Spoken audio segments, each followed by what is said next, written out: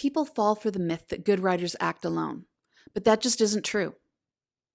It's not even possible for one person to see a document clearly after they've been immersed in it for hours or days.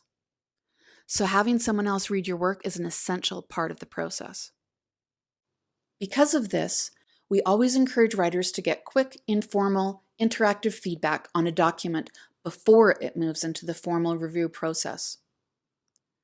The writer finds someone to function as a practice reader and gets them to, practice reading the document and see how they experience it.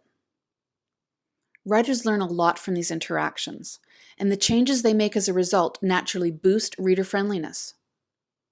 This is what we call peer review. Getting someone to test drive a briefing note has very cool effects. It front-loads the problem solving so it happens quickly and early on in the process, rather than sending those problems up and down the chain of review. Writers are fatigued from the 1,000 decisions they've already made about a document, but the peer reviewer is fresh. The reviewer gives the writer an influx of new energy and information, which almost always contains elements of discovery. This leads to a better briefing note. Interacting is more interesting and fun, and totally different than slogging away in isolation. Plus, talking engages a different part of the brain, so it stimulates clarity and ahas.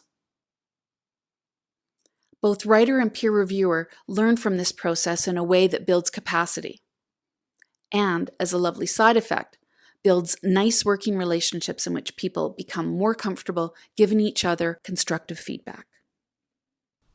A Stanford study showed that participants who worked collaboratively had higher success rates on projects.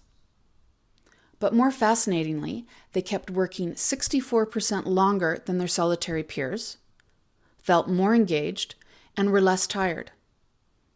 We found exactly the same thing when we persuaded organizations to build peer review into their writing process. It's really important to understand that this is not editing or proofreading. That's useful and all, but it comes later. The peer reviewer is contributing their experience as a reader. Their job is not to nitpick or criticize, but to support the writer. Together they are asking, is there anything more needed to make this briefing note better? This kind of review has a positive effect on writers, quite the opposite of bracing for criticism.